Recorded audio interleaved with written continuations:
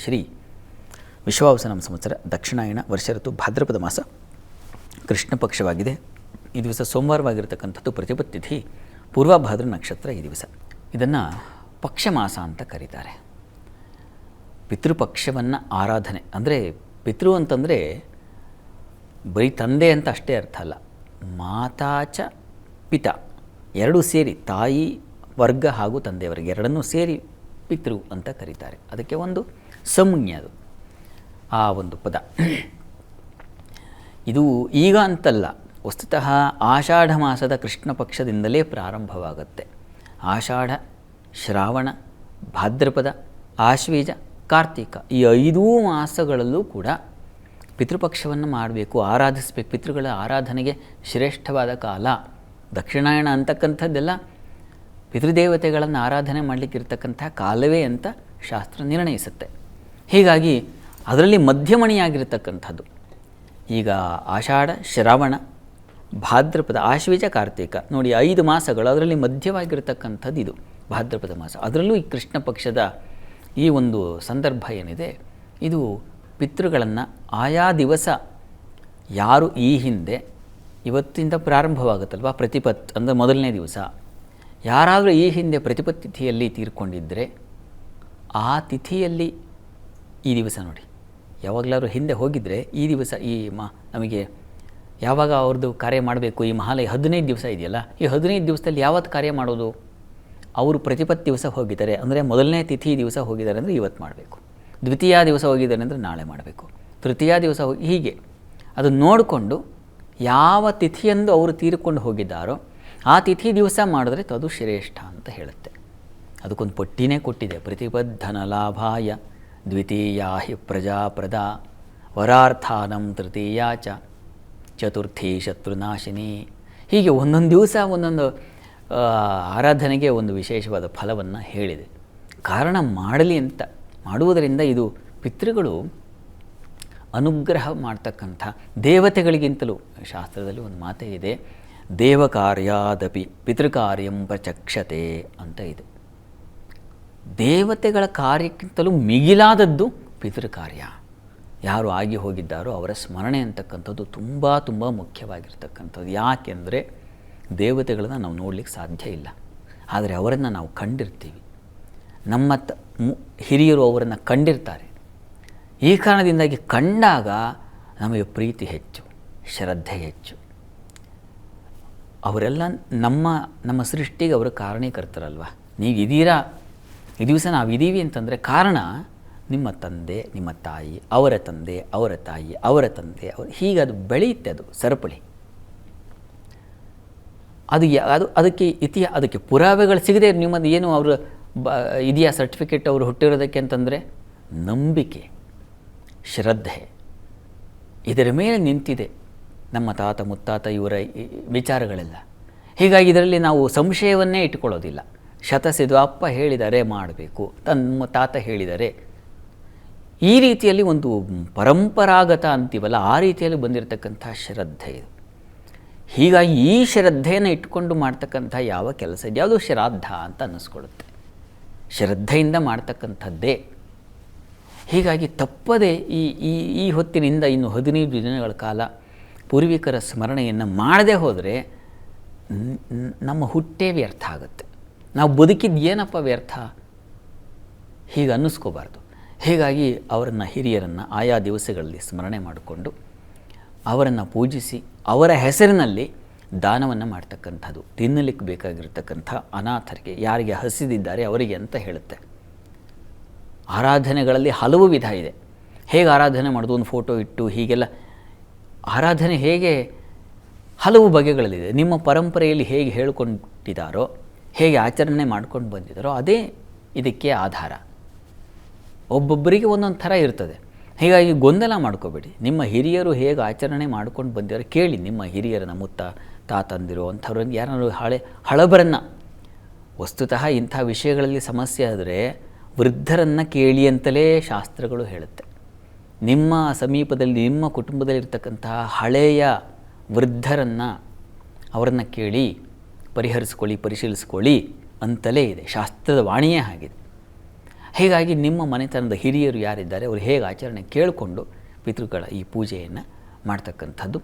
ಆಯಾ ದಿವಸ ಅವರ ಫೋಟೋ ಇಟ್ಟು ಅವರಿಗೆ ವಿಶೇಷವಾಗಿ ವಸ್ತ್ರ ಇತ್ಯಾದಿಗಳನ್ನೆಲ್ಲ ಸಮರ್ಪಣೆ ಮಾಡಿ ಅವರ ಹೆಸರಿನಲ್ಲಿ ಅವರು ಏನು ತಿಂತಾಯಿದ್ರು ಅದನ್ನು ಅವರಿಗೆ ನೈವೇದ್ಯವನ್ನು ಮಾಡಿ ಎಡೆ ಇಡೋದು ಅಂತಾರಲ್ಲ ಆ ರೀತಿಯಲ್ಲಿ ಮಾಡಿ ಆ 4 ಜನರಿಗೆ ಹಂಚ್ತಕ್ಕಂಥದ್ದು, ಅನ್ನದಾನ ಮಾಡ್ತಕ್ಕಂಥದ್ದು. ಅಥವಾ ಏನು ಗೊತ್ತಿಲ್ಲಪ್ಪ ನನಗೆ ಮಾಡೋದು 4 ಜನಕ್ಕೆ ಅನ್ನದಾನ ಮಾಡ್ತೀನಿ, ಬಹಳ ಸಂತೋಷ. ಯಾರು ಅಗತ್ಯವಾದ ಊಟ ಅವ್ರಿಗೇನು ಬೇಕಾಗಿದೆ, ಬೇಳೆ, ಅಕ್ಕಿ, ಬೆಲ್ಲ ಇತ್ಯಾದಿಗಳು ಏನಿದ್ದಾವೆ ಅವುಗಳ ಉಪ್ಪು ಇವುಗಳನ್ನೆಲ್ಲ ದಾನ ಮಾಡ್ತಕ್ಕಂಥದ್ದು ತುಂಬ ವಿಶಿಷ್ಟವಾದದ್ದು. ಅಥವಾ ಗೋವಿಗೆ, ಹಸುವಿಗೆ ನಾವು ತಿಂತಕ್ಕಂಥ ಅನ್ನವನ್ನೇ ಬಾಳೆ ಎಲೆಯಲ್ಲೆಲ್ಲ ಬಡಿಸಿಬಿಟ್ಟು ಅದನ್ನು ಗೋಗ್ರಾಸ ಅಂತ ಕರೀತಾರೆ, ಅದನ್ನು ಕೊಡ್ತಕ್ಕಂಥದ್ದು. ಹೀಗೆ ಕ್ರಮಗಳು ಹಲವಿದ್ದಾವೆ. ಅದನ್ನೆಲ್ಲ ಮಾಡ್ತಕ್ಕಂಥದ್ದು ತಪ್ಪದೇ ಅವುಗಳನ್ನು ಮಾಡಬೇಕು. ಈ ದಿವಸದಿಂದ ಪ್ರಾರಂಭ ಮಾಡಿ ಇನ್ನು 15 ದಿನಗಳ ಕಾಲ ಇರ್ತದೆ. ಕೊನೆಗೆ ಮಹಾಲಯ ಅಮಾವಾಸ್ಯೆ ಅಂತ ಒಂದು ಬರ್ತದೆ, ಅದು ಶ್ರೇಷ್ಠವಾದದ್ದು. ಈ ಎಲ್ಲ ದಿನಗಳಿಗಿಂತಲೂ ಉತ್ತಮ ಸ್ಥಿತಿಯಲ್ಲಿರ್ತಕ್ಕಂಥದ್ದು, ಶಿಖರ ಸ್ಥಾನ ಅಂತ ಕರೀತಾರೆ.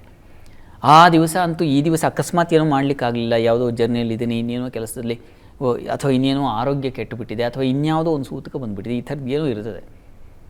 ಇಂಥ ಸಂದರ್ಭದಲ್ಲಿ ಮಹಾಲಯ ಅನ್ನೋದು ಆ ಅಮಾವಾಸ್ಯೆ ಇದೆಯಲ್ಲ ಆವತ್ತು ತುಂಬ ಶ್ರೇಷ್ಠವಾದ ದಿವಸ. ಈ ದಿವಸ ಯಾವತ್ತು ಮಾಡಲಿಕ್ಕಾಗಲಿಲ್ಲ ಅಂದರೂ ಅವತ್ತು ಮಾಡಬಹುದು.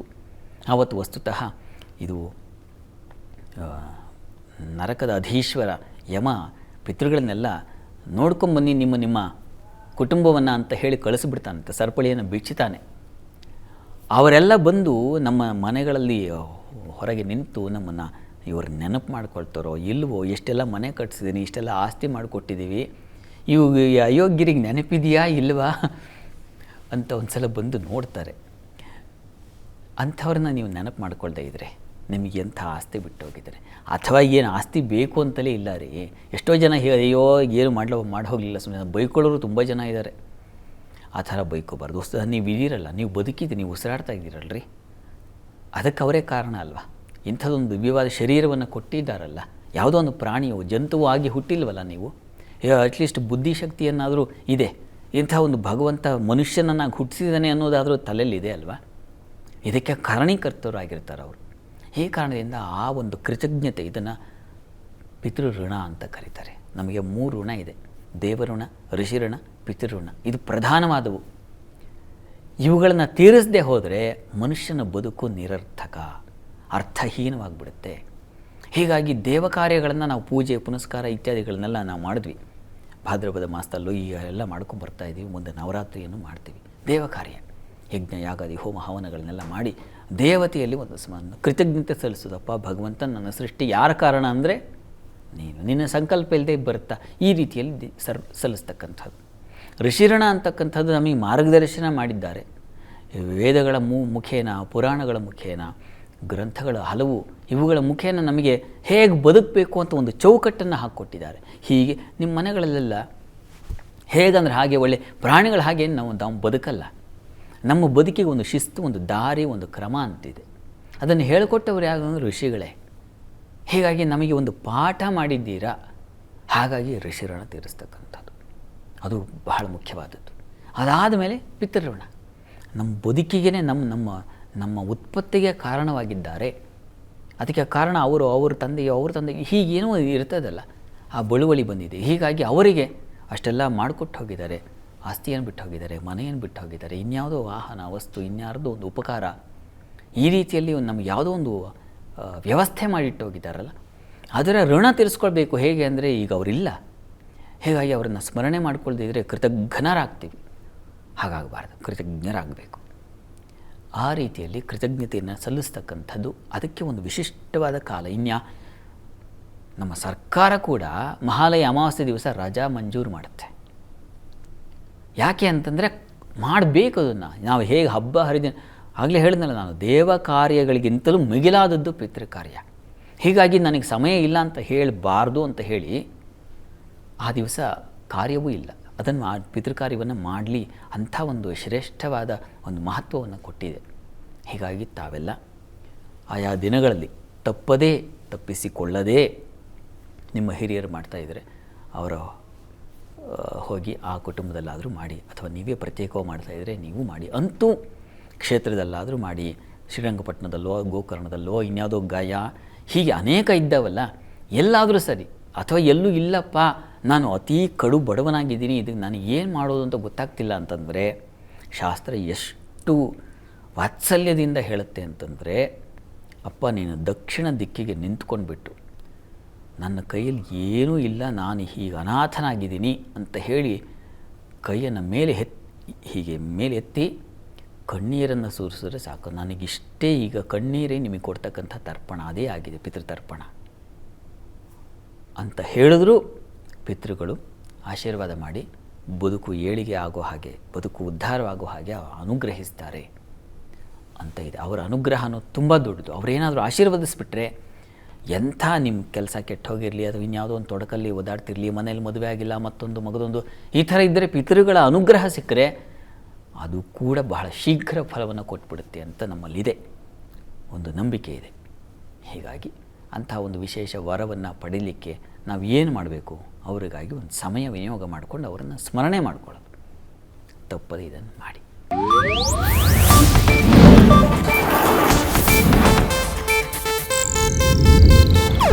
ಇದು ಏಷ್ಯಾನೆಟ್ ನ್ಯೂಸ್ ನೆಟ್ವರ್ಕ್ ಪ್ರಸ್ತುತಿ.